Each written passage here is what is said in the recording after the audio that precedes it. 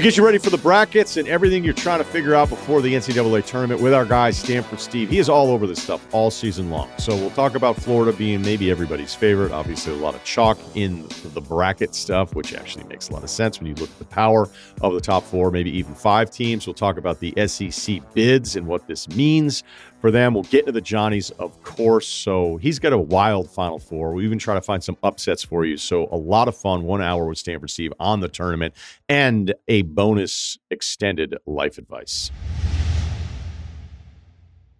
The brackets are out, and we are fired up to talk to Stanford Steve of ESPN, former road partner. He loves the tournament. He's all over this stuff. So we're just going to run through all of it. What's up, man? Good morning. Good to see you. Good morning, good afternoon. I don't know where anybody is. First time seeing Wargon. Pleasure to meet you, bud. Ceruti, I see the scarves. Oh, nice. So yeah, that place looks familiar. Wish I could get out there more, my man. Hey, man. Invitation's always here. All right. I know. Let's I've got some historical stuff here. You are all over it. I'm not going to pretend I'm a fraud here and say I've been locked in all season. But I did watch a lot of the conference tournament stuff. I was really into it. And then we were texting a bunch about a bunch of different things and obviously kind of locked into the Johnnies as well. All right. So if you're looking at the best number one seed field that we've seen historically in a really long time, you could even argue, I mean, depending on the tracking data of this, the combined net rating of these teams is off the charts. You have 5 teams with a plus 30 net rating. Look, and that's including Tennessee in the 4-1 seed. So you were texting me about Florida. Now everybody loves Florida. Everybody's picking Florida. I'm picking Florida too. Why Florida? Let's start there. The depth, the wow factor, the multiple guys that can make tough shots and big shots, an absolute game changer at the point guard's position, which I feel you have to have now. When you look at the different styles, Ryan, you're playing, Houston comes to the Big 12, which I think is one of the toughest, if not was the toughest league in the country. And Kelvin goes like 34-2 in 2 years, and they bring their own brand and they're able to play it. But with Florida, everyone's on the same page, but it's constant different flow of bodies. And, in the Alabama game, it really showed up. Like they had their way. Alabama had senior night a couple weeks ago. Florida just went in there and ran them. And Scott and I, we watch as much as anybody. We got 8 screens at TV. We got at work, I'd say probably five are on college and 3 are on the NBA, on a nightly basis. So we're pretty locked in. But Florida, probably at the beginning of February, Auburn was accumulating all these quad 1 wins, but Florida just went there and beat their brains in, like at Florida's gym, which has turned into the new toughest place to play in the country. But I just love how they go about things. There was a great interview that Jeff Goodman did with the trio of guards in the ice tub after the semifinals, and there's no ego. You could tell they brought up, like, everyone talks about the top, the Auburn and the top teams all season because they had better starts to the year, where I think Florida was still figuring things out. But I mean, they got transfers. I mean, Condon's a guy, you watch their bigs run the floor. He's from Australia. The kid Hawk was huge against Tennessee with rebounds late. We've talked about Clayton. Elijah's a transfer from FAU. He has Final Four experience. So they just have everything. And that's tough to do in college basketball because the way its rosters are constructed, you could tell coaches make mistakes. And I keep, like, basketball, it's even shown up even more of what Coach Saban said from week 1 this past year of college football. You pay the wrong guy, you're shit out of luck. And Florida definitely got their guys the right way. So, they're the wow factor.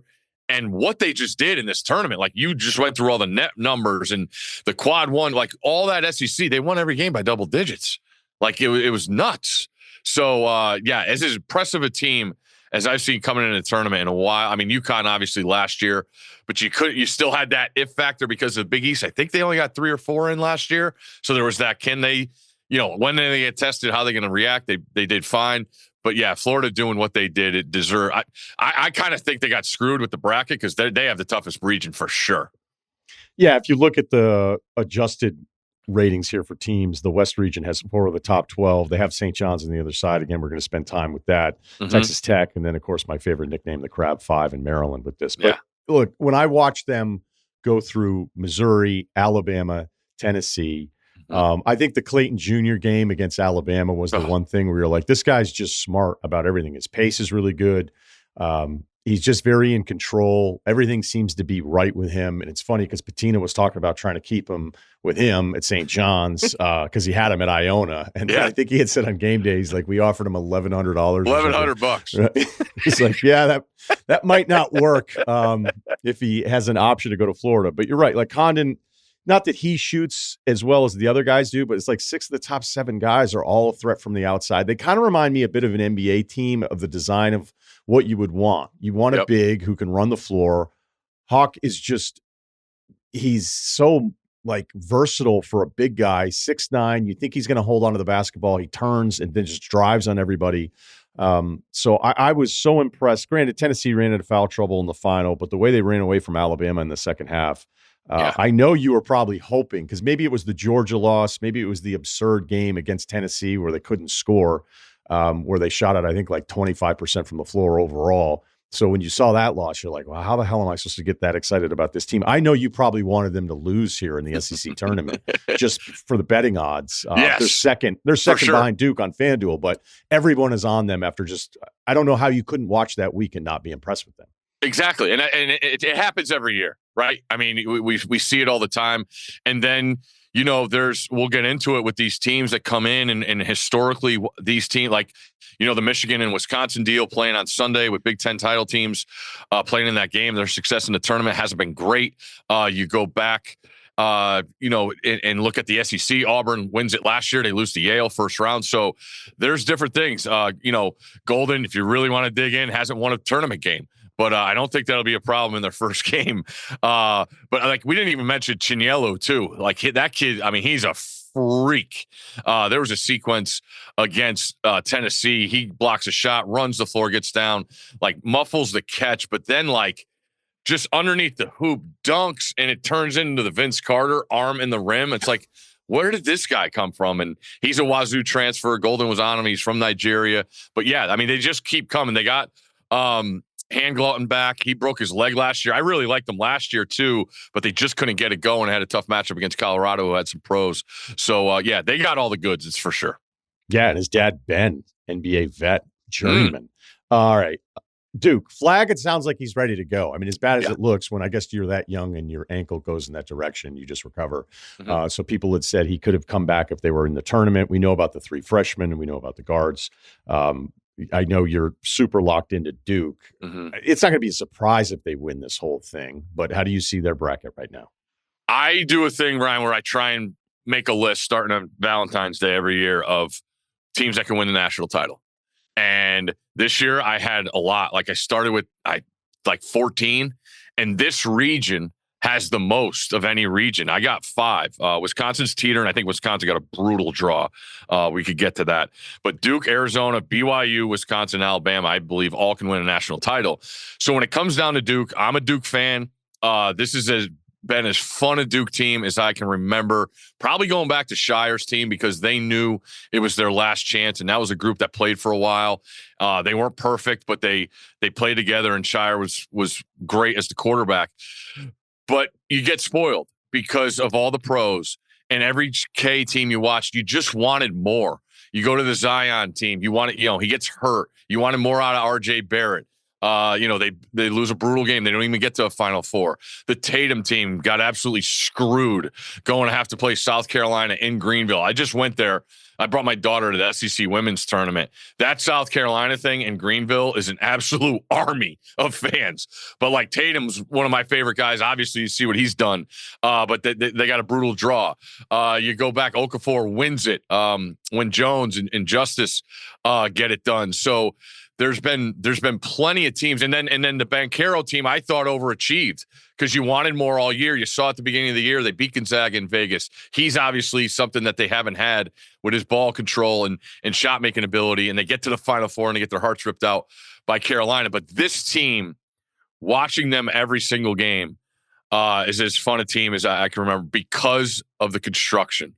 I thought Shire did a great job of getting pieces in the portal. James is just a man at the point guard position.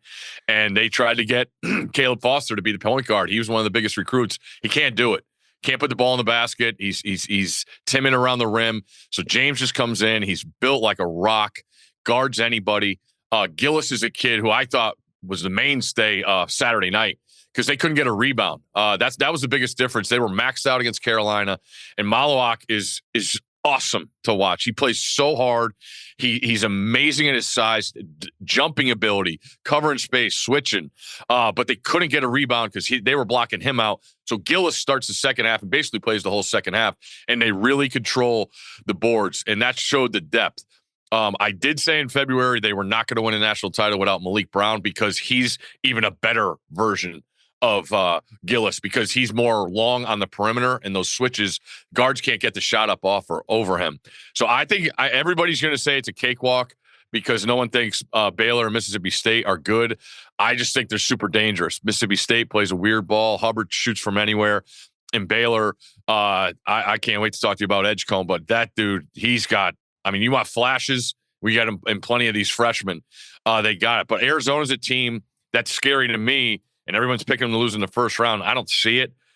But Arizona played Duke earlier this year in Tucson, and Duke beat him. Low-scoring game, weird.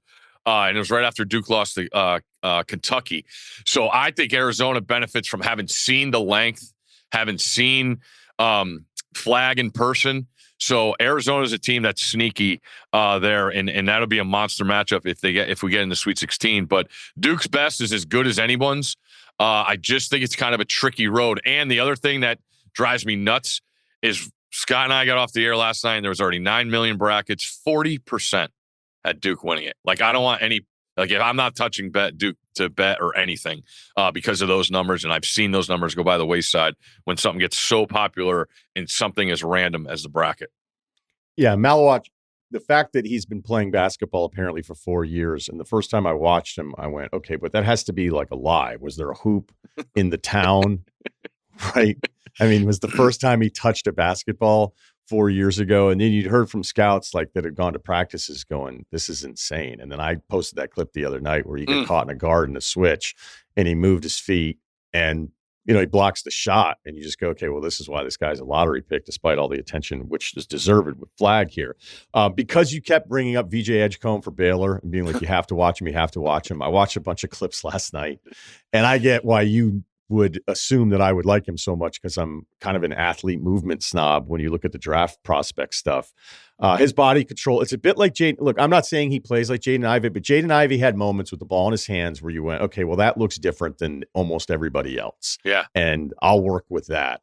And he doesn't, even on the drives, like there's some guys, and maybe it's just because I was watching Neil Crichton so much where I was like, I get that you're supposed to be like this athletic wing who just can kind of get his own. I was like, man, it is, let's just slow down a little bit. Edgecombe on the other side of things, his body control, and when he's deciding to drive, it's just so decisive. There's even some plays where it's like, I can't believe he didn't score on that. So you're right. Just going through 100 clips of him last night in Synergy, I was like, this makes sense that Steve would be telling me all year long that I'm going to love this guy. Mm-hmm. It's really minute, I think, to a lot of people. But when I watch him, the way these guys go by, and not a lot of guys, you can't. I mean, you watch Florida. That's another thing. Like, guys can't even get the ball over their shoulders when they're under the hoop. Like, and it's just getting punched in their face. But with Edgecombe, he doesn't get, like, when he can't get all the way by you, he's long enough to get that ball high enough on the glass, and it's soft enough where a lot of guys you see, it happened to Queen against Michigan. He gets to the hoop, he's out of control, and it doesn't even hit rim. It just hits backboard, and then the rebound's all messed up because everyone's thinking it's going to hit the rim. But Edgecombe around the rim, I thought, is really cool because he's strong enough to dunk it on you. But yeah, I just think he's only going to get better. I mean, shot selection, they're trailing a bunch of games. It's a tough league, another roster that's different. But Drew has won in this tournament. He's also lost early. But yeah, I think Edgecombe's a guy that's going to keep climbing. I can't wait to see him. Harper is another guy. I have like 4 games I have of him that I could just send you to. But yeah, it's a super interesting draft class. It really is when you look at it. And then plenty of these guys will be featured in the tournament, which is awesome. Okay, let's go over to the South. Auburn's the 1 seed. Yep. Auburn had been the story all season long. Maybe it was really about, okay, Auburn or Duke for the number 1 overall. They lose 3 of 4 to close the season out. They also lost, if you look at the overall seeding, the number 5 team, the number 16, the number 13 team. There's an argument to be made that it's more about their defense slipping since March 1st, which isn't a ton of games when Denver Jones got hurt, but he's obviously played in that. In this stretch where they've lost some of these games again, that was the injury in the Kentucky game. Look, we know National Player of the Year, we know Pro, we also know the early exits from all of this stuff. Are people too off of Auburn? I feel like they are. Now, I sent out a tweet after they lost Saturday, and I was like, has the number 1 overall seed ever lost 3 or 4 games going into the tournament? I was just asking a question, and then it gets turned. You know what it gets turned into? Oh, why do you hate him? Look at all the quad 1 wins, this and that, resume, built, blah, blah, blah. I'm like, I wanted to just ask a question. I figured somebody would know. Well, you went to the right place. Yeah. It might be actually my new favorite thing, just to stir people up, which is not hard to do on the old bird. But no, when they have everything, Denver's huge. Because you'll find him. I think Butler's the same way for the kid at Kentucky. Not great defensively, but at least he could stop the ball. And when you see so many of these teams and how good the point guard play is, and now, with Florida, they have multiple guys. Aberdeen's a guy comes in and it could start on any team's top 10 point guard in the country. He plays like 12 minutes a game. But Auburn has seen the best. You go through the losses. They go to A&M. They lose a game after they clinched the SEC. Zero effort. And that was an A&M game that A&M had to have. You know what Buzz does with his teams, getting them all riled up. And then, Tennessee outmuscles them in a 40-minute game. So plenty of like. My issue is, the other guys. The freshman is really, really talented. But his shot selection is brutal. And Baker Mazzaro is a guy that's gotten better every year. I find him tough to root for. I can't trust him. He got thrown out of the Alabama game for just a cheap shot. Yeah, that was ridiculous. I go back to the Duke game earlier this year. He keeps rolling around with guys in jump ball situations, just asking for it. And I get it. All the NBA great players we talk to always say you got to have those guys on your team. I get it. But there's a line where, like, hey, man, we need you. You can't get kicked out of the biggest game of the year. I mean, that's their senior day. They're going to celebrate the SEC championship, and they lose to their arch rival after going to Alabama and winning. So I trust Bruce Pearl. I think he's awesome. I love the offense. He runs a bunch of old school flex stuff that's really, really cool. And Broom has really gotten himself better, man. Like I go back, I remember him at Moorhead, and I'm like, he's a transfer guy for sure. And then the way he passes out of double teams is really, really good. You see it with other guys like Dickinson just gets out muscled at Kansas, but Broom really holds his ground, and he's added the 3-pointer to his game. So they're as dangerous. I actually really like their draw. People make a big deal because they got to play the winner of Louisville Creighton, and the game's going to be in Lexington. But Auburn's got they're deeper.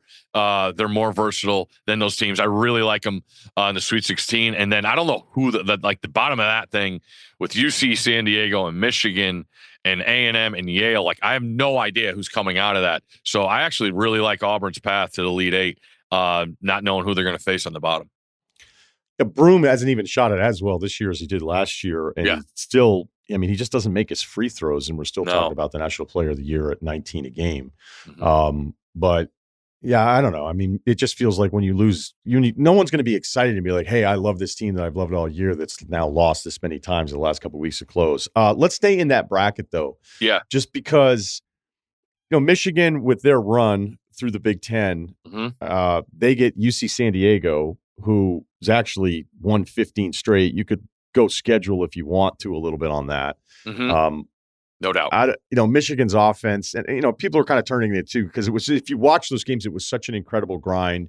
They get the game winner against Maryland, which you knew as soon as that ball was inbounded, you were like, uh-oh. this is going to be a problem. You weren't with Van Pelt for that, correct? I was not. I did get the story because his wife's obviously a huge Florida fan. Florida was playing at the same time as Maryland. He was on vacation and said he sequestered himself in a room by himself. And I'm like, everybody doesn't realize the benefit they got out of that one with not having to be with him for that game. So, yeah, he's all right though. He's in good spirits. He's in good spirits. All right. That was a tough one. Anyway, so here's what I think is interesting about this is that you have Michigan on the Auburn side of it, but I don't know.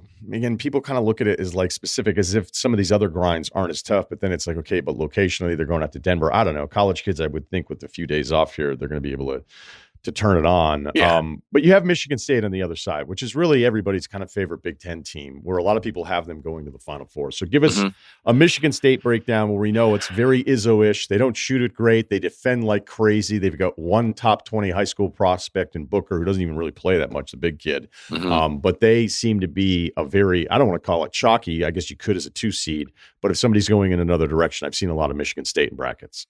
Yeah, for sure. And I think it's to what we just talked about of people falling off of Auburn because, everybody picks up their viewing once we get to these weeks of the year, and Auburn hasn't looked impressive. I get it. And you're saying, how are they the number 1 overall seed? You got to watch the whole season, and they were the most impressive team. This one, I think this is the toughest region because the ultimate wild card is Iowa State.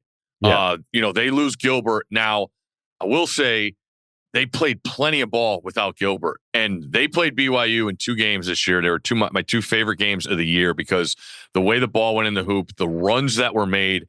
BYU blows a 21-point lead in Ames. Iowa State comes all the way back. BYU wins in overtime. Talked to Dave Fleming, who called the game. He's like, I've never seen 2 teams more tired at the end of a game, and they play up and down.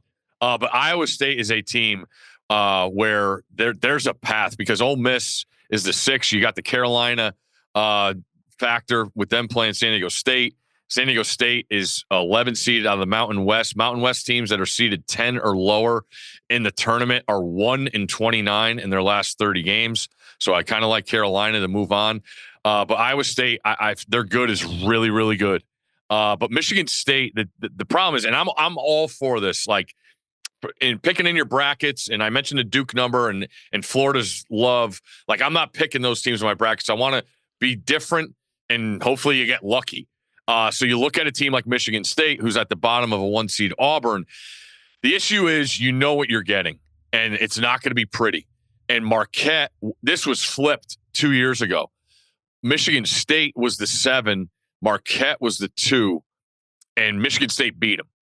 And now it's flipped. Marquette's the 7 this year. They play a different brand. I actually like their style for March because it's so chaotic.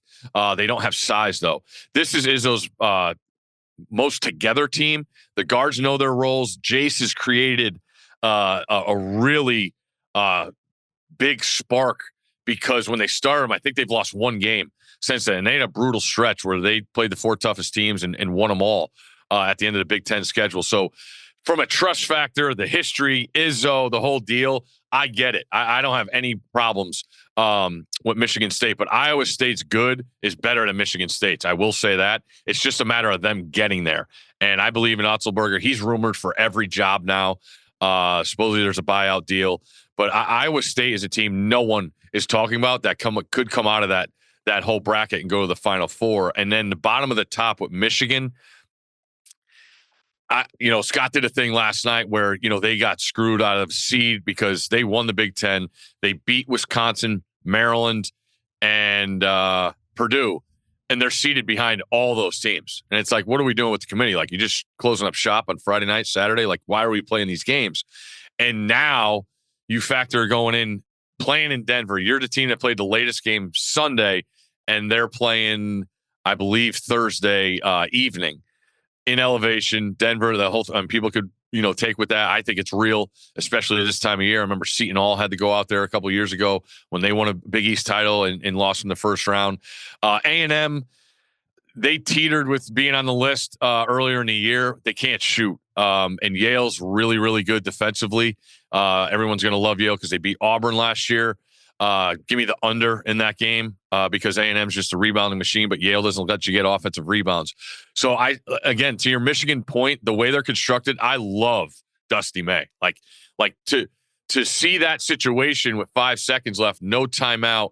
All right, guys, hey, here's a call. He makes the free throw. This is what we're doing. And if you go back and watch that spacing of the play and the little twerk that the guard gives before he goes, it gets to 100 miles an hour. And then the spacing of that confused Derek Queen, where the hell he was. I just thought that's good stuff. I mean, that's a pressure situation, game on the line, and your team is ready to go and executes better than they did all night. So, I look at Michigan. I think they go and play. I think they get to Auburn, but I don't love it because of the difference of teams they're going to play. UC San Diego shoots it. But Michigan's better athletically, and those two bigs, man. Wolf is awesome. He's no one else is like him. He's a true point four, and if Michigan doesn't turn the ball over, they're fine because the size, and they've made enough outside shots. But yeah, Iowa State's the sleeper on the bottom. Michigan, I see playing Auburn. Yeah, and then remember Golden of Florida Atlantic, where you're like, oh, that guy looks familiar. Wolf is a first round pick, and the funny thing on that top game 20. winner. I don't know. I haven't done the work. Okay. Sorry. Trey Donaldson on that layup. When I watched what Maryland, hey, look, they're kids. They're freaking out. There's no mental reset. But the way the game is played, I think everybody expects, whether it's tied, whether you're down 1, down 2, certainly down 3, you understand it. But it's like everybody just settles for some 3. So I think kids scramble. I mean, NBA guys do it on certain plays because nobody ever thinks oh, this guy's going to go coast to coast with it anymore because I don't know. Everybody's just working. Go to the rim all the time, man. Yeah. Go. I mean, unless you're down 3 like Pascal Siakam a couple weeks ago. All right. Houston, 40% from 3. They're healthy. Yeah. Okay. Yep. The LJ Cryer part of this, him winning with Baylor in 21 is pretty crazy. I think we're kind of phasing out of some of these dudes. We're like, this guy's still around, man. So, in sharp 21 a game in the Big 12 tournament here. So it feels like if you're projecting ahead, Houston, Tennessee, if you're going all chalk, because I don't blame people for kind of going chalky on this because it's just the way it feels. And I love creativity with a bracket, but if you're trying to win your pool. You can be out of this thing real quick if you start getting weird. Yeah. So go ahead. A couple things. Being in the picks business, I totally get why people go chalk because as soon as you pick an upset, you hate that school that you picked the upset against. Like that's just the world you didn't hate them before the pick. Once the pick is out, then Correct. You in turn hate everybody associated with that program. And you probably picked them in 3 straight games before that. But and you won. And no one mentions when you win. So yeah, that's a really fun part. But I'm watching Game Day Sunday and it's Greenberg, Billis, and Jay Williams. It's all 1s and 2s in the Elite 8. Like I just thought it was hilarious.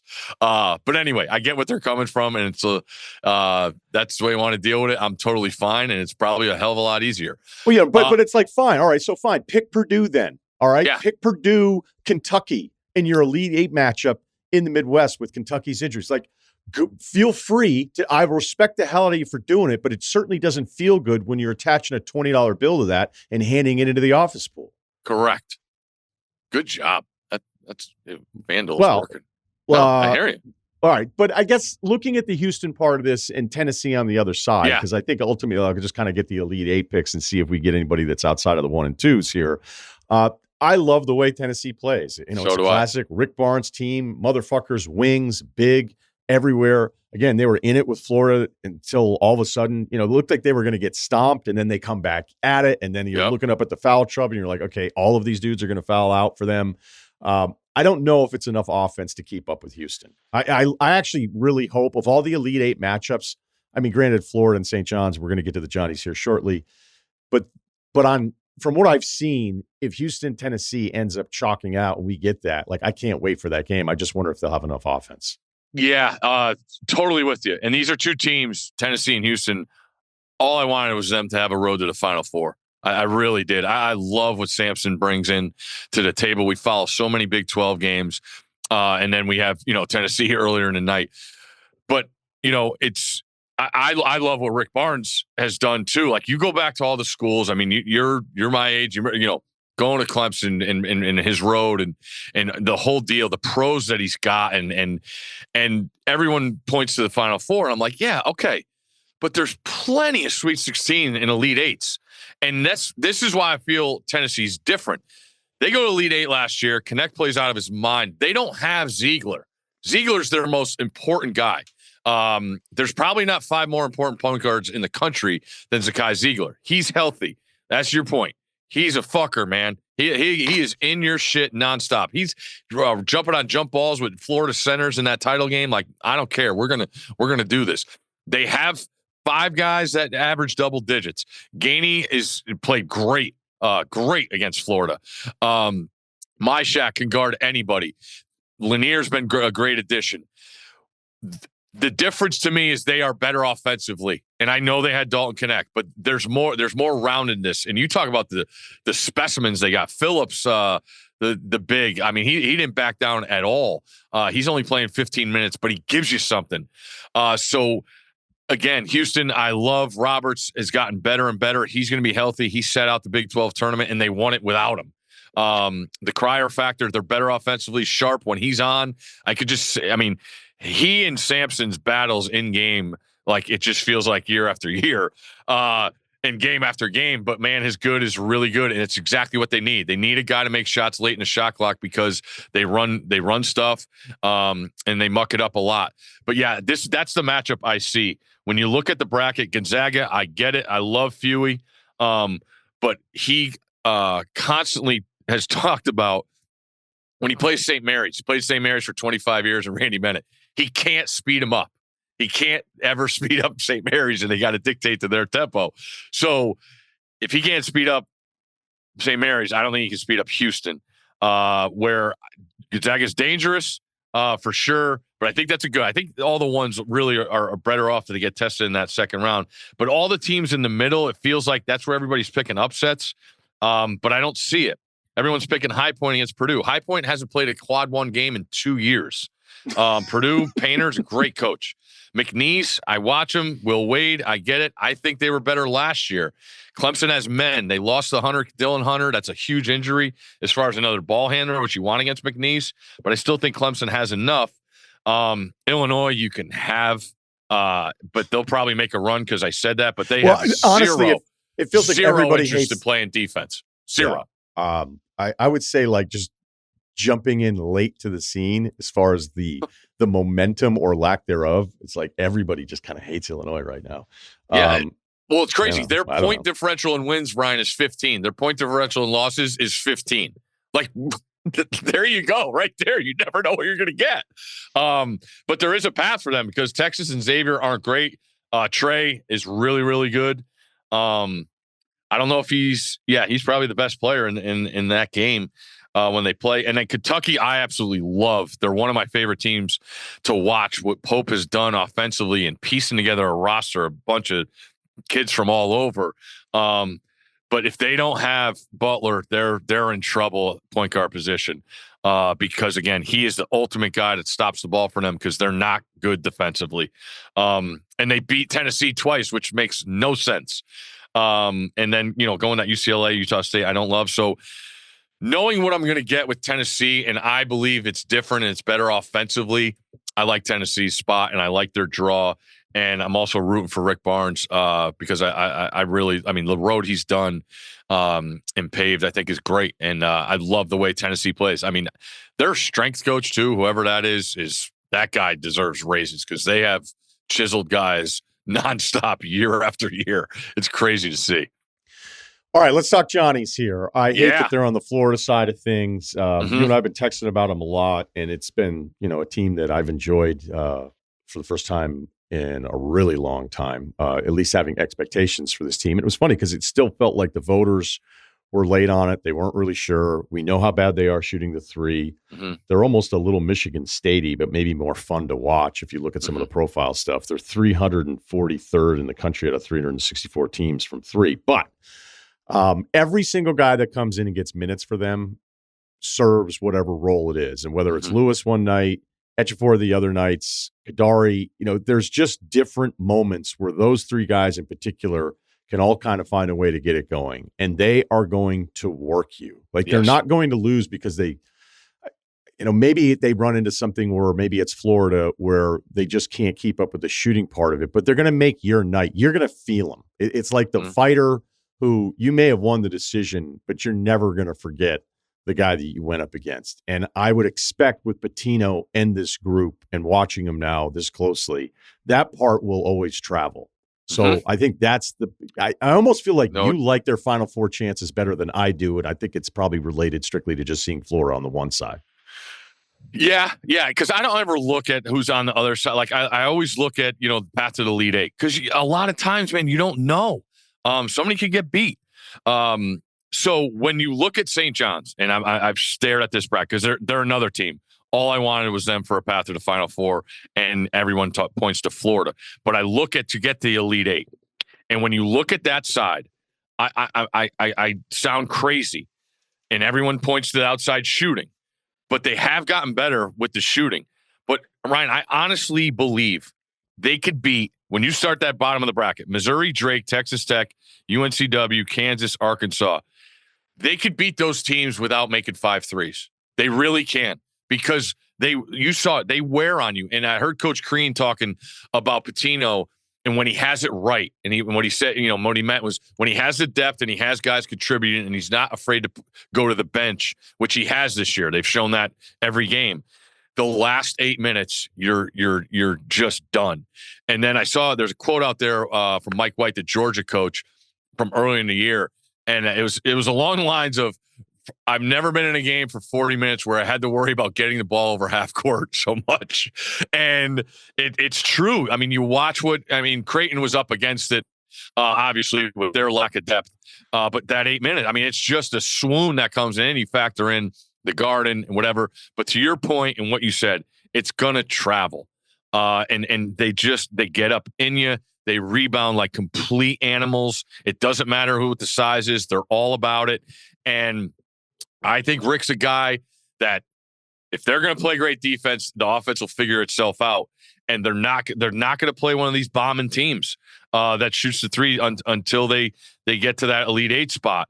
So I really like their draw. They're in Providence the first 2 games. And then they got to go west, which I get it. But they played in an NBA arena for home games. So I still believe him. Scott and I have gone back and forth on him all year. He wants more offense. I get it. But I watch games and I watch teams deteriorate every single game. I keep going back to that UConn game in the Garden earlier this year. They absolutely manhandled that. I hadn't seen that in years with the UConn team. And that was over in the first. They were up 20 in the first half. So they're not going to be afraid of anything. They bring the edge to you, and that stuff travels. So I'm in on St. John's. Coming up next. No, I was trying to think of a better tease for it, but I have a bunch of numbers to look at where the SEC is at historically here. We'll do our Final Four picks and our upset pick that we both have to get on the record. That's next. The beauty of the tourney, it's the underdogs, the chaos, the stories that make you believe. It's why we love college basketball. And now FanDuel is turning the excitement up even higher all through the first 2 rounds of the tournament. Bet correctly on the lowest winning seed of the day, and you'll win a share of $1 million in bonus bets. Now, that's an upset you will not be upset about. Normally, we look for the 12-5s, right? So since the field expanded in 1985, 55 upsets by the 12 seeds over the number 5-seeded team in their region. We had Grand Canyon. We had James Madison last season. We did not have one in 23. So it's not automatic, but it's usually what we look for. But I'm going with a little 11-6 action. VCU, BYU. VCU, depending on where you see it, +2.5. I've seen it at +3.5. It may have changed. If we go based on the model and some of the projection stuff that, again, other people are using, VCU, we know they force turnovers on 20% of their opponents' possessions. We also know they hold their opponents to the lowest effective field goal percentage in the nation. And VCU, even if you want to go shooting variance here, they are still steady enough, which is what you're looking for from 3-point from teams to pull off the upset. But this wouldn't be necessarily a massive upset based on the Ken Palm stuff because he has BYU 24th and VCU 30th. So that is the play, even though some people getting a little tasty there with Akron as well. So here's the deal. FanDuel is the best place to bet on the tourney. You can bet on everything from spreads to money lines and team totals, plus so much more. Just visit FanDuel.com/Ryen, RYEN, to America's #1 sportsbook today and back your dog of the day, because in March, anything can happen. Must be 21 and older and present in select states, or 18 plus and present in D.C. Opt-in required. Winning pre-live moneyline wager on lowest seed required. Each $1 million jackpot to be split equally among all eligible winners. Bonus bets are non-withdrawable. Expire 7 days after receipt. Restrictions apply. See terms at sportsbook.fanduel.com. Gambling problem? Call 1-800-GAMBLER or visit rg-help.com. Steve, I'm going to throw some numbers at you here, okay? Math. Give me math. Well, it's not tricky. This is pretty standard math. So we're the 40th anniversary of the greatest Final Four in the history of the tournament. Big East Feast, the cover of Sports Illustrated.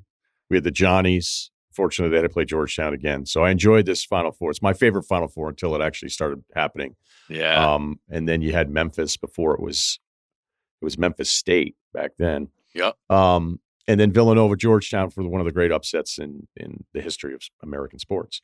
So it was a Big East. It's something that you could look back to. And, I remember like arguing, I think, depending on where you were at, depending on what year, the Big East felt like the NBA league. No doubt. Right? Like, I wouldn't argue with anybody, to be honest with you, but I'm going to be biased because I grew up with it and I loved it. And it's funny, too, because like when we started talking about the SEC stuff that Cannell used to always lose his mind about, he was like, no one ever used to root for conferences. And I was like, you're 100% wrong. You're sitting next to somebody who, as much as I despise Georgetown or Syracuse, I wanted them to beat the ACC schools once the tournament happened, because I felt like this is cool. Like, the best brand of basketball is in the Northeast. And look, a lot of this stuff is cyclical, but at that time, like, that's something Big East fans will still remember, because it felt ridiculous how much better those teams were for a stretch. I'm so glad you brought it up, because this was a stretch. When we were younger, UConn wasn't a factor. They played in the field house. There was dirt on the floor. Like, they weren't a factor. This is pre-Calhoun days. Yeah. And in Connecticut, you either rooted for Syracuse, Georgetown, or St. John's. That was it. And I was more towards the New York side. I sided with Georgetown. Plenty of my cousins were St. John's guys, but like, Scott and I were going through the old St. John's rosters. And then this weekend, you see Walter Berry in the Garden. Like, and then you read, I don't know if you read the story by Quinn on The Athletic, where Walter Berry goes up to Lewis in the locker room after the game, the semi. Like, it's like, you talk about full circle stuff and bringing back memories, and just like, Mully and those guys, like those teams, they just went at each other. Then you bring up that Final Four, and Villanova comes out of nowhere and wins the national title. I remember being heartbroken that night. Where Georgetown just couldn't get it done against Villanova. But that was it, man. That was all Big Monday. I mean, then you had like Charles Smith was from Bridgeport, and he played at Pitt. Like, there was all these connections where Connecticut had guys. You had guys from here, where I am now in the DMV, all over rosters, and obviously the New York City thing. There's nothing like it. The Rakim, the Big East, the Doc, I thought was great. UConn people hate it because it was during those days when UConn was a doormat. But yeah, see, that's what's really, really cool about the old Johnny stuff. And sorry to get in the way of your rant, but I'm totally with it. It's so good.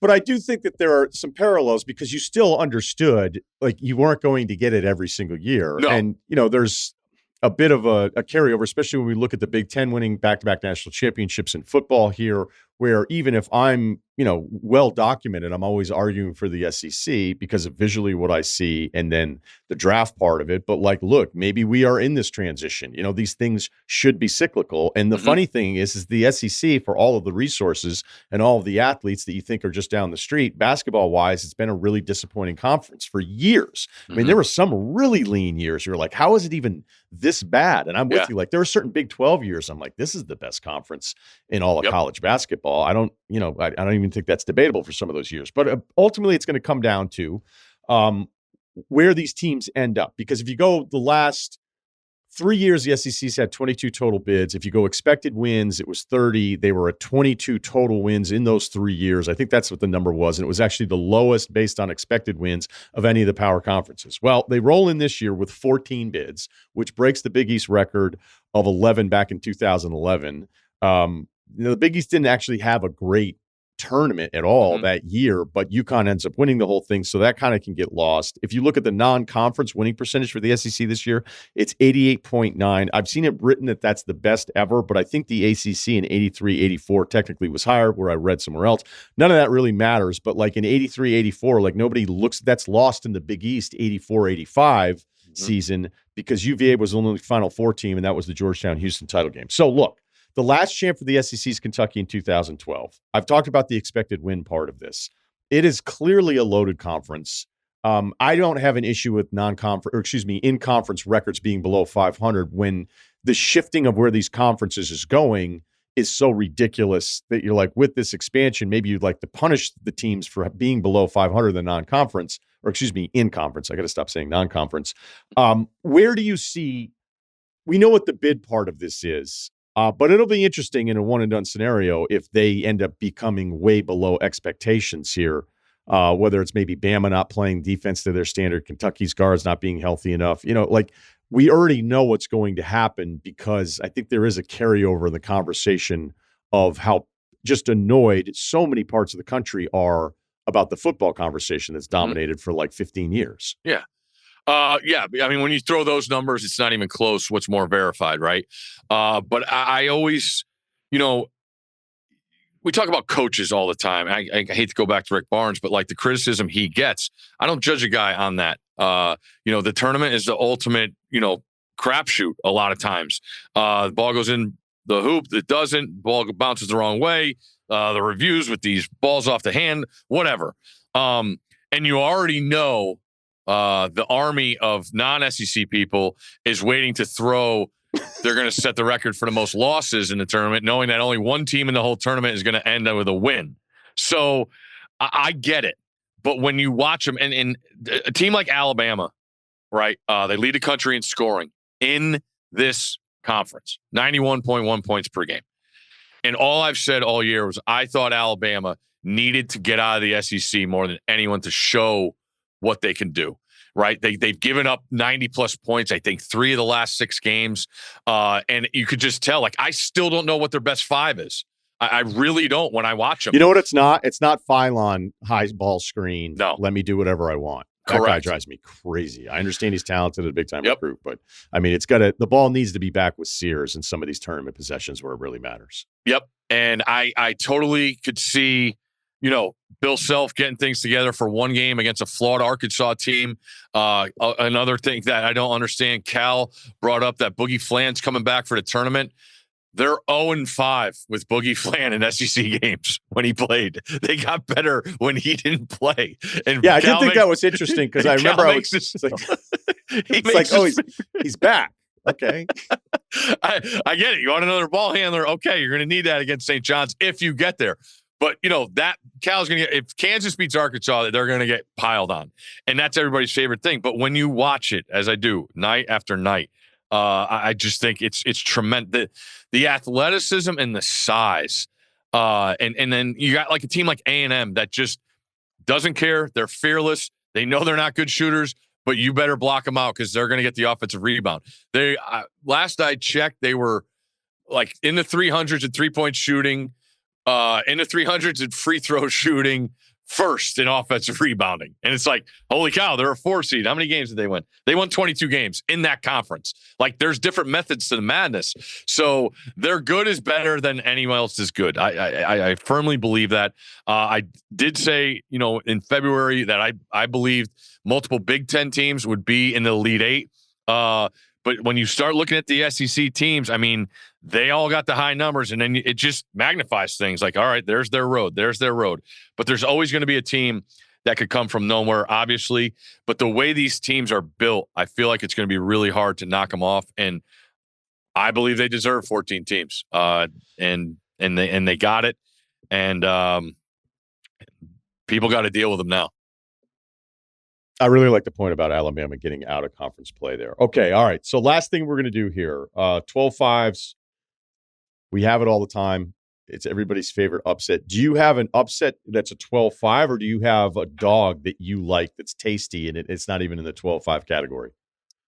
I do. I have, I'm not sure what the FanDuel odds, other books, BYU Another team that I put in the category of Alabama, I just want to see them outside of their conference. The way that, I don't know how much you've watched them, but the way the Young's done a great job. Their concepts offensively, they spread you, shooters, a couple crazy athletic guys. They're the 6 in the East. It was around plus 600 to go to the Elite 8. I grabbed that. I really like the issue I have with them is their first game. VCU's a really good defensive team. VCU's only played 2 tournament teams, though. But the game's in Denver, and we know how BYU travels.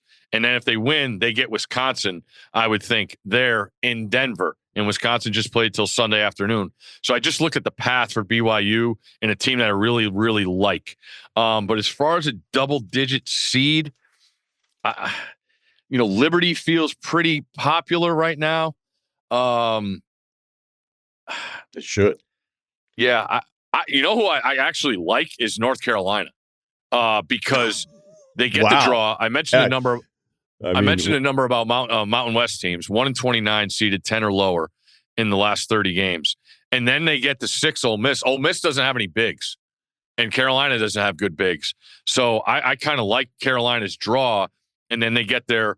But that's probably a good hefty price, probably in the 300-400s. But Carolina, one of these teams always makes a run, and I sneaky like Xavier in the other playing game because they play defense, and that usually wins this time of year. When you look at teams like Texas and Illinois who are in their path that don't seem as interested, but yeah, that's the 12-5s. Colorado State's favored over Memphis. They're the 12. So I do like the Terps to go to Sweet 16. What's cool out there too, you could parlay pass. There was a parlay that was over plus 150 of Maryland and St. John's going to the Sweet 16. I liked a lot. But double digit seeds, I look at those playing teams. I think when you look at their path, they have enough to get to win a couple games for sure. Yeah, St. John's to reach the Sweet 16 minus 175, and as of this morning, VCU's getting 2 points against BYU, 2.5, I believe. I'd have to double check that.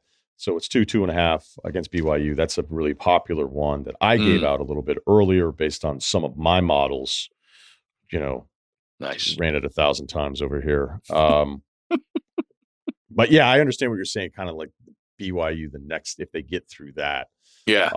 Just because of how good they've been. You want to look at the Iowa State games that you pointed to close out the season. And whatever. All right. So look, let's finish here. Final four. Yeah. All right. Because I'm going against it, I'm going to go Alabama, Tennessee, St. John's. Watch out for Missouri. Just watch out. And I'll go Iowa State. Wow. So you went because that's what your official one is going to be, or is you just freelance right here on the show? No, I've been piecing together, and I just realized I don't have 1 seed. So yeah, we'll go with that. Okay. All right. I've got Michigan State, Florida, Duke, Tennessee, Florida over Duke. Okay. National championship, which I hope we get to see that game. You're the best. You could check out Steve. Can I have one NBA question? Yeah, of course. Floor's yours. We followed Warriors Nuggets last night. Yeah. Explain. Doc Rivers theory. I knew you were going to go there. Good Lord. We can't catch a break. I know that was a little frustrating because I was really looking forward to that one. I was so into Philly and Houston that we were locked in that. And then Minnesota and Indiana was nuts. Was Obi Toppin just unbelievable. 4 threes in overtime. That was another Doc Rivers game. I mean, that was 3 Doc Rivers series games in a row. Depending on what you want to watch there. But no, do the Warriors ever wear their white jerseys at home?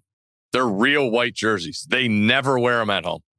You would know better than I would. Never. You pay attention to that stuff. You'll be sitting there watching a game with Steve, and he'll go, "Oh,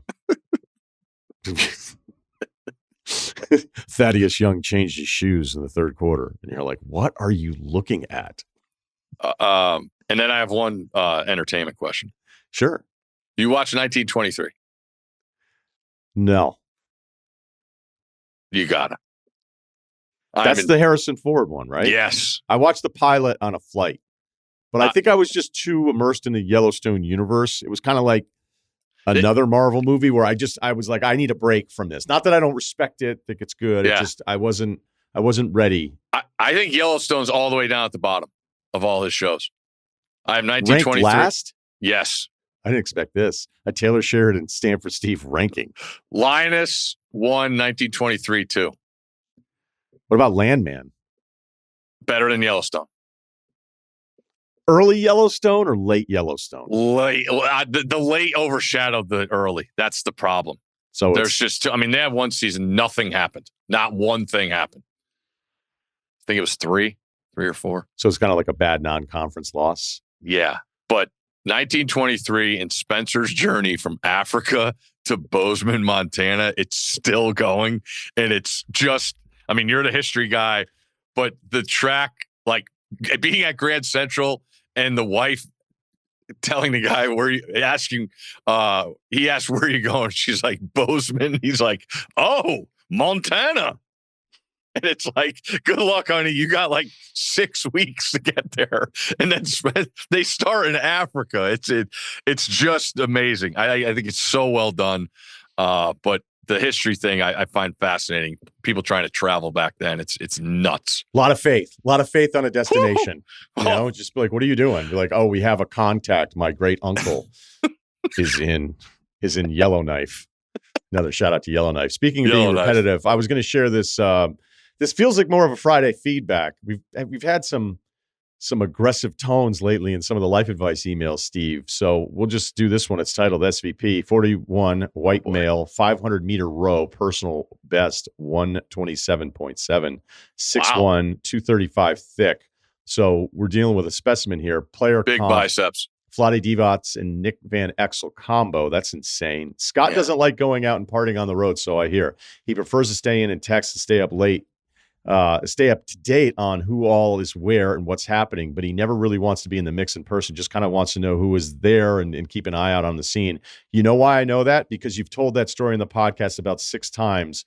Good luck on your writing career. Wow, that was mean. That feels like more like Friday feedback than it does. I don't think there's a question in there. Feels like this guy's hate listening too. Like if you got a problem with it, you don't like the content, stop listening.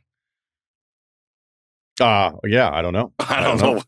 I have good news on the writing career. I just can't share it. That's all. Hey. I'll let this guy know immediately. Yeah. Send him back. Reply all. You're the best. SVP pod once a week, and these guys will be gearing up, and you're home for all of the tournament recap stuff. It's a lot of fun to, look, it's going to be, I can't wait for this thing to start, and I love catching up with you guys on TV after it's all done. So I'll talk to you soon. You got it, my man. This episode is brought to you by Uber Eats. Uber Eats is delivering game day deals because you can't watch 8 hours of basketball a day on an empty stomach. From burgers to wings, pizza to chicken sandwiches, whatever you're craving, Uber Eats has deals on all your game day favorites so you never have to miss a single buzzer beater. Get game day deals on all of your favorites only on Uber Eats. Order now. You want details? Fine. I drive a Ferrari, 355 Cabriolet.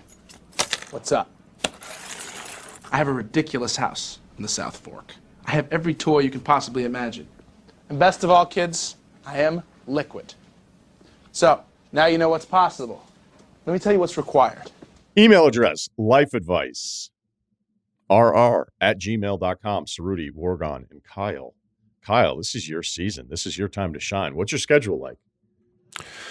Traveling all over, going to Vegas with Sal on Thursday and Tate. They're doing the first round there. It's a true gambling holiday I just discovered last year. McDonald's All-American reached out, going to New York, just south of the Crown Jewel for a little bit, and then San Antonio for the Final Four. It's going to be great. Yeah. Hey, can you give us a quick recap on the logging history of Poughkeepsie? Because I was looking at a map the other day, and I started going through it. Yeah, I mean, that must have just been Cedar Central, man. Yeah, there's some sawmills and stuff that they've turned into museums that no one goes to. But yeah, Sawmill Plaza right by where I was born. It was a big logging community for a while. wonder if there's just like a higher level of balance amongst people from the Valley. You know, if Could it's a be. I don't know if it's genetic ever thing that been can be studied. passed. Yeah. Like, oh, that guy's from Poughkeepsie. He has incredible balance. That kind of makes sense. I'm certainly not one of those guys. Maybe it skips a generation. You just don't know. Yeah. Yeah, have you tried?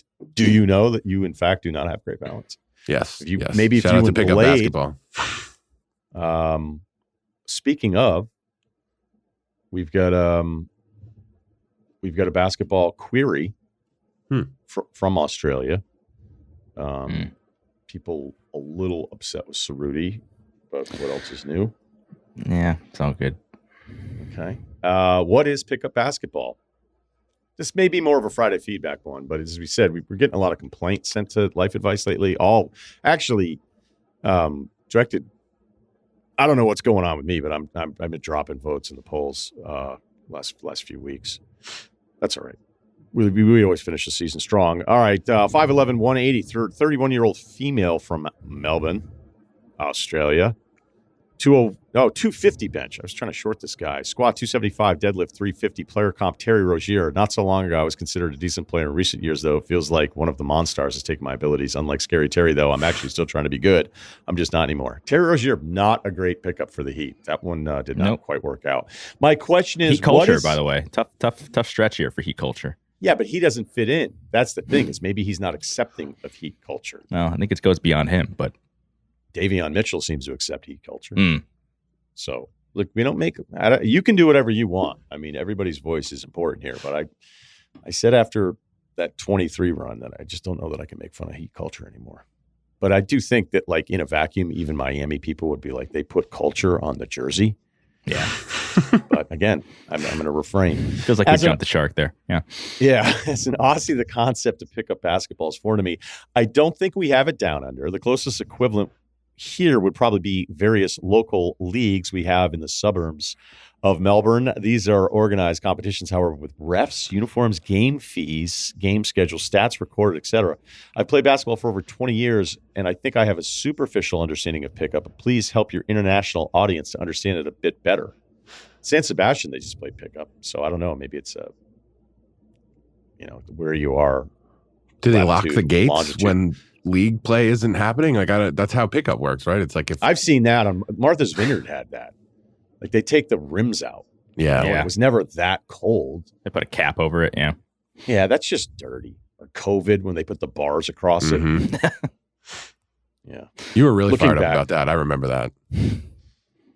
Well, because I think in California, it just lasted even longer, Yeah. And then I actually went and got shots up one night. I was just desperate. Pfizer? Desperate. No, I'm just kidding. No, there were no rims.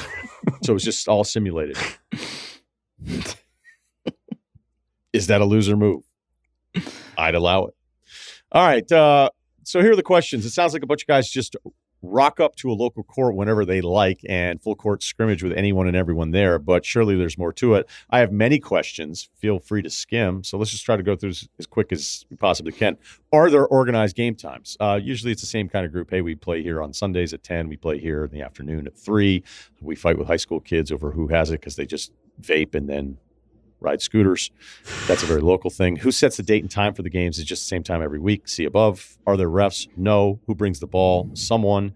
Can you go by yourself or do you need a full team? If you're by yourself, how do you form a team? Yes, you can go by yourself. If teams are already playing and people are waiting around, you ask who has next. Ask if you have 5. If they do not have 5, you join their now 5. If there's more than 10 guys, how do subs work? Well, 5 plays against 5. Winners stay on. If there's a new 5, they replace the losing 5. If there are only 8, then the losers would shoot for 2. Do you have to pay to play? No.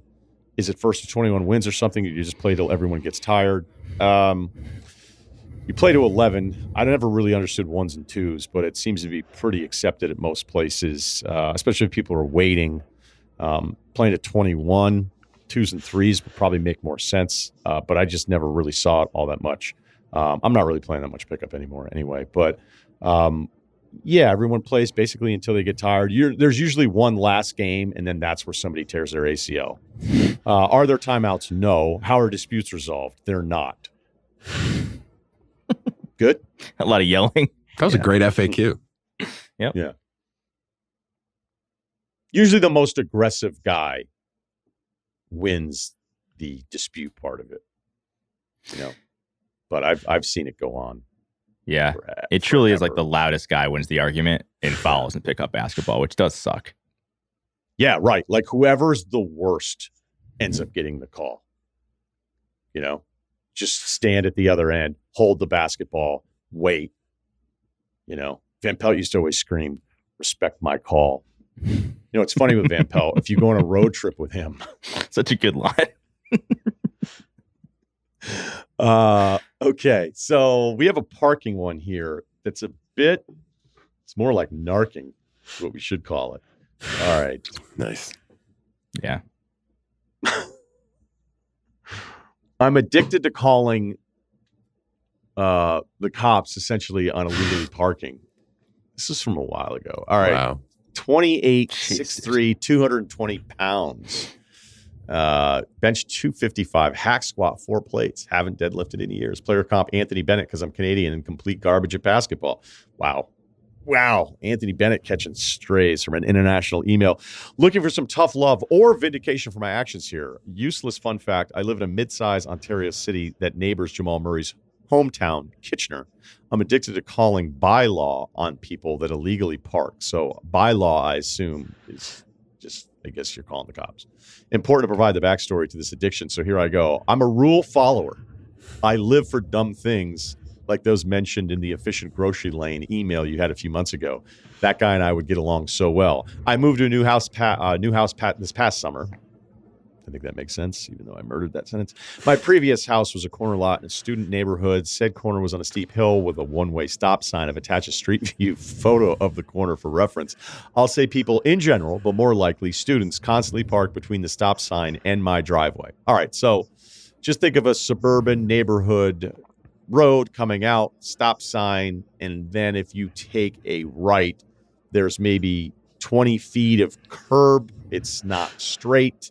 And then that goes directly into where his driveway is, right? So everybody kind of following along here. Mm-hmm. So I already know what this guy's thinking. If he's pulling out, is the car in the way? All right, so I'll say people in general. All right, so he talked about students. Where I live, it's illegal to park within 15 meters of a stop sign. It's especially dangerous here as the parked cars in the corner block the view of oncoming traffic coming up the hill while simultaneously forcing turning cars into the oncoming traffic lane. The space available at this corner barely fits a car anyway, so a lot of time the front of the cars would be blocking a couple feet of my driveway. Pissed me right off. I work from home and had my office set up facing the window out to the street. I would spend 8 hours a day watching cars park at this corner and cause near collisions. I eventually discovered my city offered a program where you can file a bylaw complaint online. I decided I'd give it a try. Wanted to see if cars parking at the corner would actually get tickets for parking there, and they sure did. I started filing a complaint every time I saw a car parked there and probably netted my city close to $1,000 in parking ticket revenue. I fucking loved it. All caps. Who needs Doge, am I right? This guy's a real earner. I cannot express the gratification I felt when these cars would get ticketed. The odd time I'd even be lucky enough to witness these idiots find the parking ticket on their windshield while licking my chops from my office. I noticed a heavy decline in the number of cars parking at the corner and blocking my driveway over time as well. Fast forward to now. I've been in a new house since June where there is no longer a corner to call bylaw on for parking criminals. This may be where you think the story ends, but alas, there's more. I have a dog. I walk the guy after work every day and notice cars parking in similar fashion at a corner in my neighborhood. It was like Batman moving to Chicago and seeing a new bat signal call him to duty. I told my girlfriend about this new corner and that I have the urge to call bylaw again whenever I see cars there. She basically told me to stop being such a hardo, turn a blind eye, and let people park in peace. I did not follow her advice. I've been calling bylaw on any dog walk where I see cars parked at this new corner. They work fast. A lot of time I see a ticket on the dash of these cars when I'm on my way back at the end of my walk. I think I'm self-aware enough to know I'm being a fucking loser and going way overboard on this, but I feel such vindication when justice is served and I cannot help myself. Please talk some sense into me here. Should I stop my bylaw calls? Should I set a limit to how many I do? Is this totally fine? Do I need rehab? It sounds like you're addicted to the game. Yeah.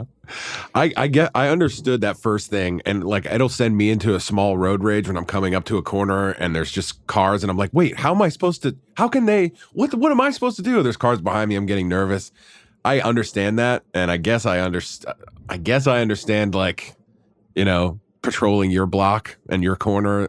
Kind of sucks that you're hitting college kids with bills that they probably don't have a way to pay for. Well, they don't but pay them whatever. anyways. Yeah, I guess not. Tickets.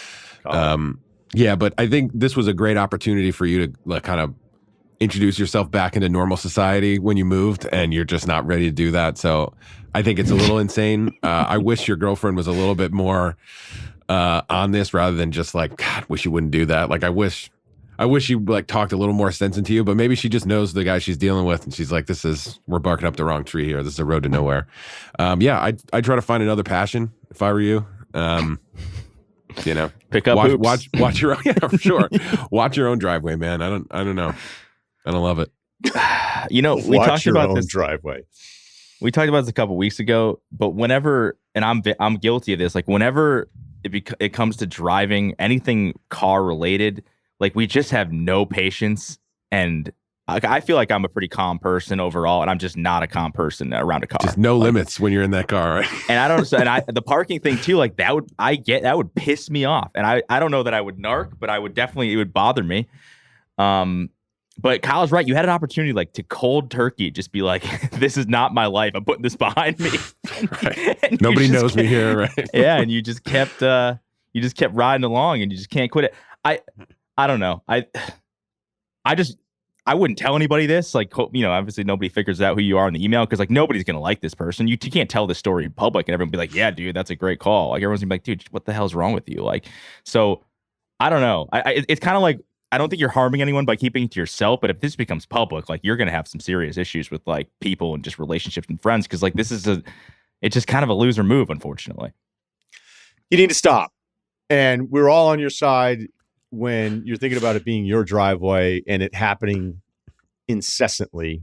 Like, we would be wrong to tell you that you're the asshole here, because none of us are dealing with your driveway situation, right? So I still don't love that you're on the side of parking. I'm not behind big parking. Right. As anybody that's lost a lot of parking battles, how many are actually my fault? Probably more than I'd like to admit. But the few that are, it's a lot like criticism versus praise. Like, I'm not going to remember the times where I deserve the ticket. I'm not going to remember the times where I deserve the boot. Because really, you deserve, like, they don't just put boots on cars and be like, hey, let's screw this guy over. But you see that yellow thing, you're about to run some errands, and you're like, my day has just completely been rattled here. And when you don't have any money, you end up getting the boot. It's like one of those episodes of Atlanta where Donald Glover's trying to flip a phone at a pawn shop, and Darius is like, hey, I can use the money that you got from the pawn shop, and I can like triple that. And they go through these series of quests throughout the day. And then Darius gives money to this dog breeder. And then he goes to Glover and he's like, hey, man, he goes, when he has a pit bull in a few months, you'll be good to go. Right. And Glover's character is like, hey, when you're broke, you're not thinking about, like, your whole point of every day is to avoid being broke. So a lot of it is my fault, but there's just a few in there. There's a few in there where you're just like, I'm getting towed or what's going on. So I can never run on a platform of being pro parking, even if you're arguing the revenue part of this. But that was something that was happening very specific to you. Your girlfriend is 100% right. That was a phase in your life. You need to move past this. You do not now want to become a guy that's just calling the cops. And by the way, like, is there a bigger issue here that the city can respond to your ticket requests this quickly? Like, that's kind of weird. Is that even efficient? Is there some math that we could do where revenue coming in is actually not as great as you think because resources are being used for this kind of Uber version of giving out parking tickets that you can't stop doing? We understand your origin story here, but you need to evolve. You got to stop doing this. I wonder if it's past the point of like solving the problem and it's more about screwing over the other guy. Like clearly you felt vindicated when the guy who was wronging you, you'd see him pick that ticket up off his car and, clench his fist. But now you're not even seeing that. You're just on your walk and you're just like, got another one. And then you're just like, are you just imagining the moment when, like, is it more about screwing over the other guy than doing the right thing? Because I would ask, where does this end?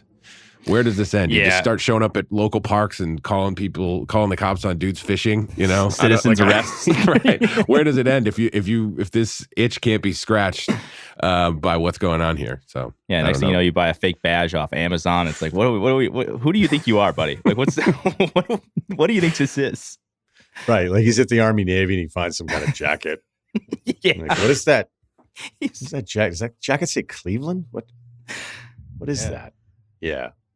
I mean, there was a guy that used to give out tickets in Burlington when I was up there. I mean, again, we just touched on this.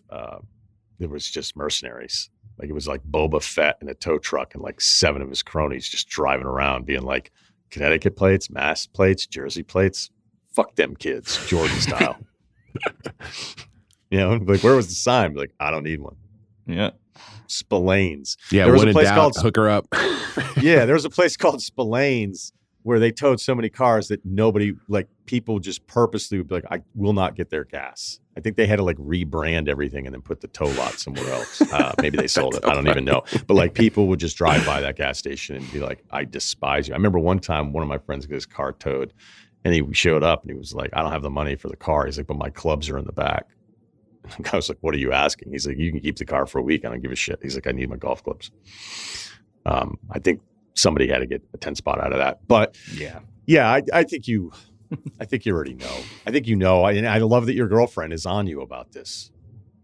It was a phase in your life and it was a justified phase. But time to move on. All right. This is a simple one, but maybe it isn't.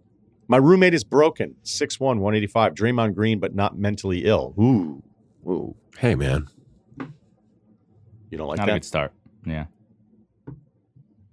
Not a great week for Draymond in the Cat series of things. Fair. Yeah. I mean, I didn't love it. All right. Context, 27-year-old with 4 other roommates. One of them is unemployed and watches 8 to 10 hours of TV per day in the living room. 8 to 10. What do you think your peak TV hours a day were in your life? Kyle, you're going to win this one. Peak? Yeah. No. Peak. Give me 8 to 10. You in that 8 to 10 range? You'd be like, I can put together an 8 to 10 day. Man. Are we talking pre or post streaming?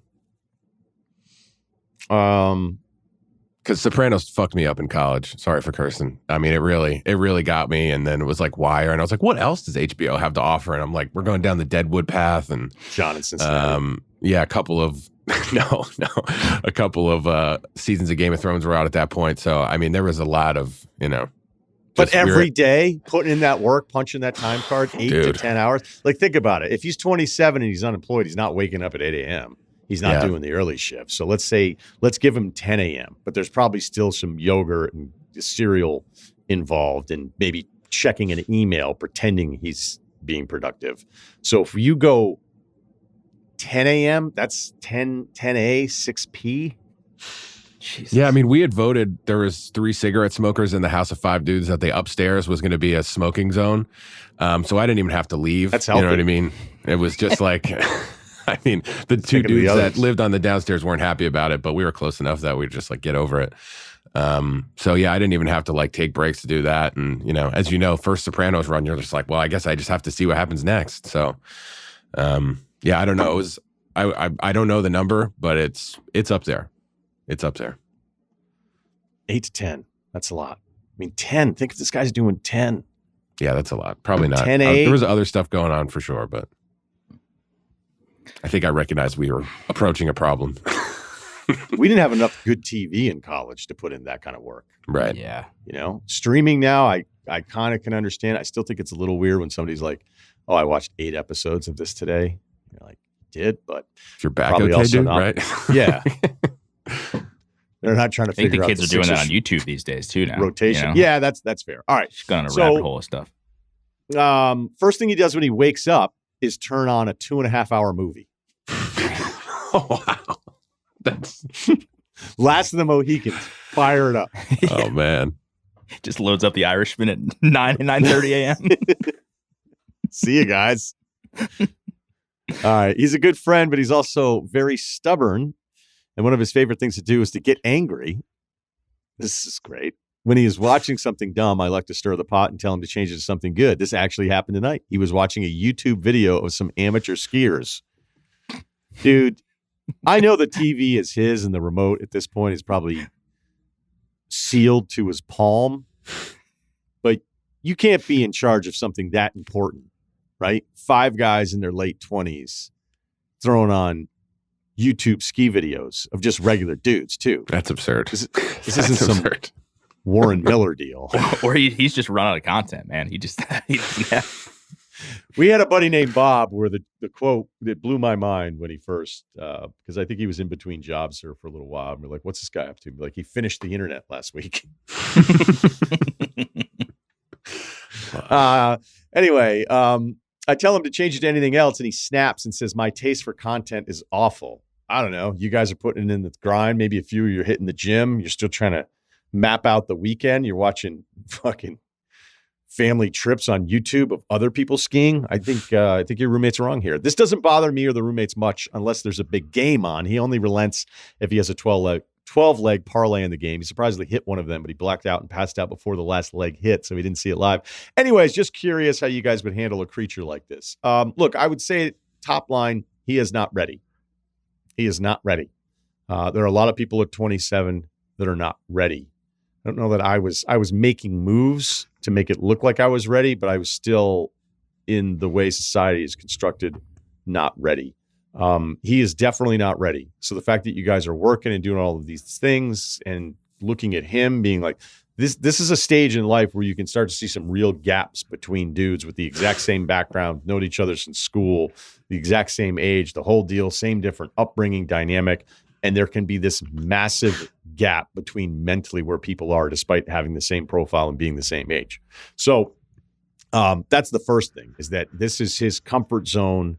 And he's probably mentally thought this is some kind of reward.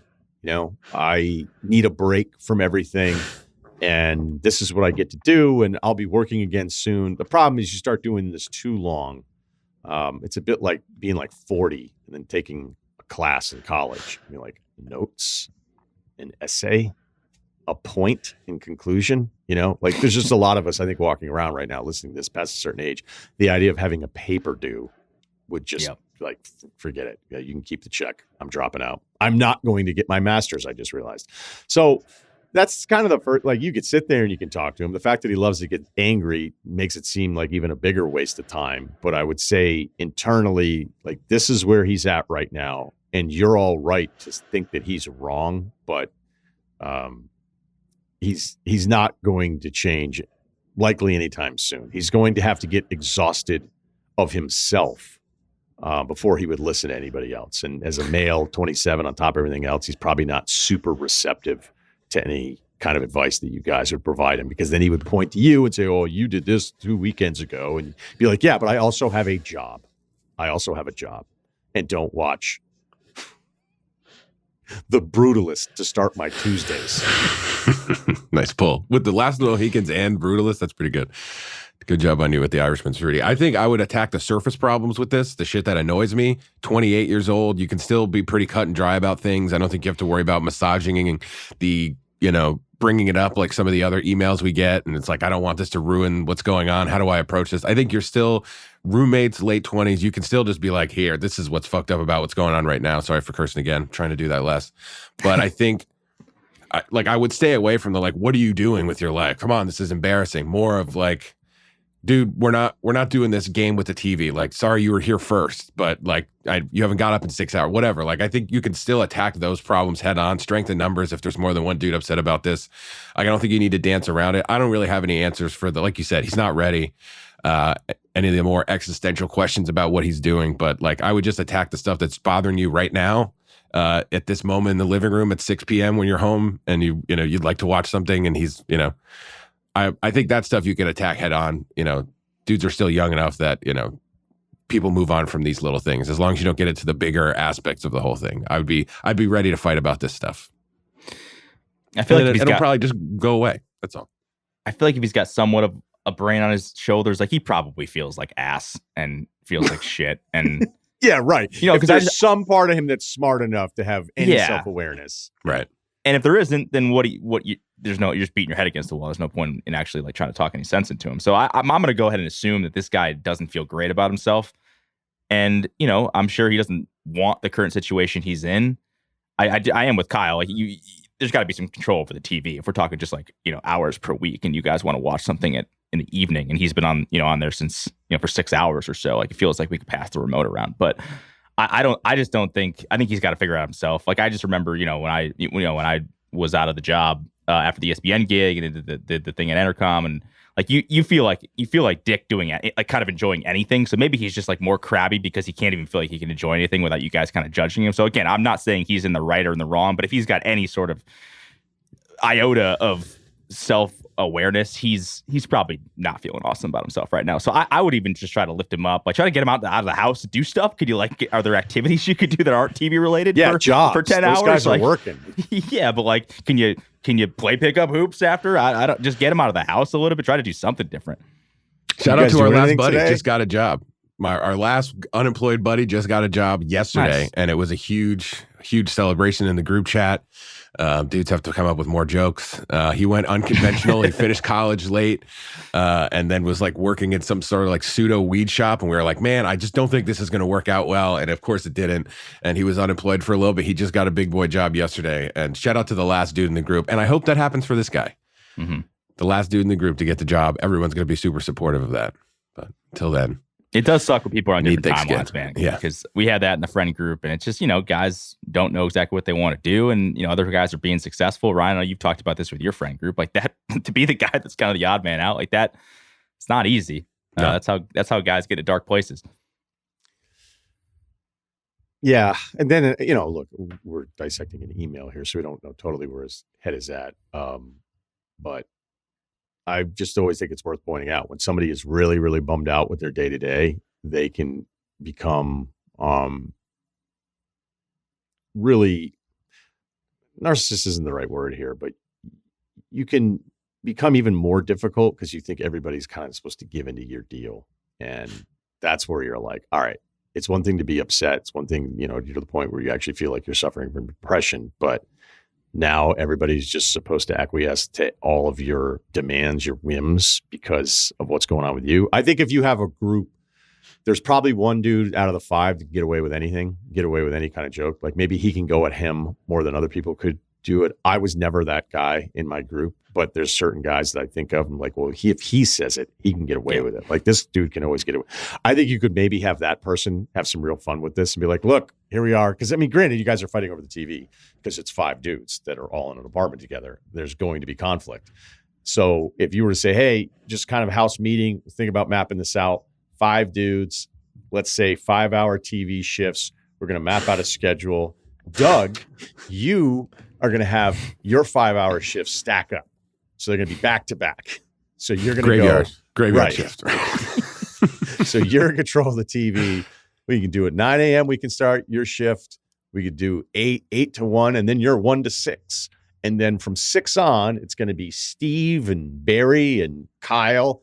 And then it's going to come back around. And so like our Monday through Friday, you get 2 double shifts because you're not working right now. So we're deferring to you.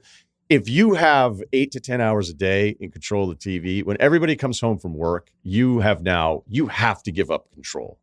It's not yours. And he's essentially dating the television. And he thinks that none of you guys, it's not an open relationship. I was thinking about a swear jar for us because I went back to listen to an episode, which I've not done in a really long time. And I was listening to something and I decided I'm just going to put it in the car and listen to the full episode. And you turned it off. No, I listened to the whole thing. I think in the beginning, anybody that's starting off on air and you just listen to yourself, you go, oh my God. It is funny though, when I listen to myself at times, I'm like, yeah, I can see how some people don't like me. But the swearing part, if we get on a roll, I actually had a moment as a non-parent where I went, eesh, that was a lot of swearing. Do you think we could even try to see if we can get through a life advice without swearing? And then maybe there's some kind of punishment. Okay. I think I'd want to know where you're leaning with the punishments, because I'm sure I'd probably be the one to fall short. But I don't know. I'm not afraid. But the problem is like depends on the topics for you. I think F-bomb is just really works sometimes. Yeah. How about what if we judge the necessity of the actual curse word? Like, did you need to say that there? Because I think that you're right. There are some where it's like, actually, that's appropriate. Gratuitous. I'm glad you did that. Yeah, a lot of and then there's one gratuitous where you're ones. like, you were reaching there. That sucks. And we could rate it on a scale of like 1 to 5. I don't want to become a non-swearing podcast, but I would say this one That's what I'm particular saying. episode Helpful exercise. that I listened to, I went, yeah, I Didn't could need see that. this. I could see a parent not loving this 2 or 3 Totally. minute stretch. Got it. So I think Ceruti would be fine. Wargon, if you could dial up the camera here. I was thinking about this. Wargon, have you ever sworn on the pod? I don't know. I swear in real life. You do? I do. That's awesome. Thanks, man. Appreciate Hell that. yeah. Hell Cool. yeah, man. All right, buddy. See you Thursday. We should try to come up with a punishment for it. Yeah, But sure. but to Ceruti's point, again, what if I'm reading all the emails and there's plenty of guys that are swearing the emails. So then maybe it has to be a because I don't want to be sitting here editing the emails on the fly and then deciding we're not going to read any swears because I just think that would be kind of stupid. But maybe there's something in here. Maybe there's some sort of exercise. Loser does what? You say. I don't know. I'm sure I'll be doing it, whatever it is. So I always like when You people say. do bets. Be like, loser has to work out for a month. Pay for dinner. I Go don't back to think that's- Russillo's I don't house. think that one works. If Yeah, I Russillo don't loses. think that really works. Yeah, the dinner one. When are you guys scheduled to come out here again? I don't know. Kyle's like, I live here. Asshole. See, good use of swearing. I did FaceTime Kyle twice though. For the I was big golf golfing. You were championship super game. disappointed, but we were trying to speed through the 18, and we just got caught behind some. That's all right. Yeah. Married to the game. Yeah. I get it. Okay. All right. Open-ended. I don't think we have a resolution for this right now. We're not asking for anyone to offer up any bets because I don't even think, even with the alliance stuff and who's coming last and who's won the whole thing, I think there was a dinner on the line. Didn't happen. So yeah, I blame myself as the leader of this group.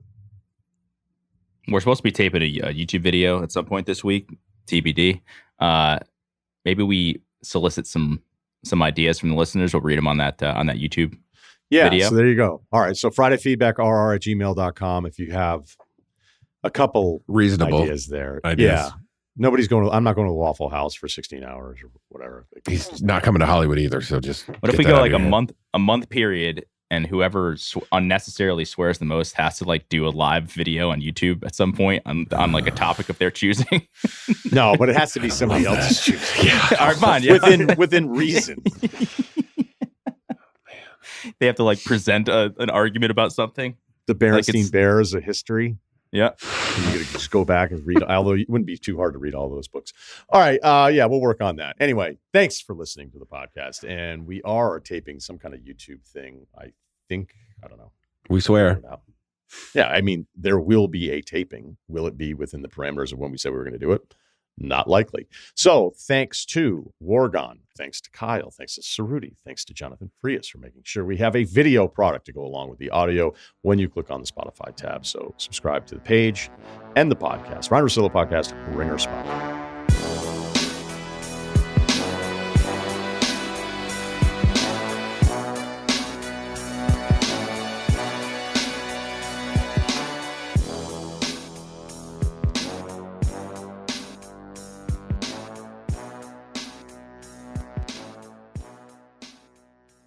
Must be 21 and older and present in select states. For Kansas, in affiliation with Kansas Star Casino, or 18 plus and present in D.C. Gambling problem, call 1-800-GAMBLER or visit rg-help.com. Call 888-789-7777 or visit ccpg.org/chat in Connecticut or visit mdgamblinghelp.org in Maryland. Hope is here. Visit gamblinghelplinema.org or call 800-327-5050 for 24/7 support in Massachusetts or call 1-877-8-HOPE-NY or text HOPE-NY in New York.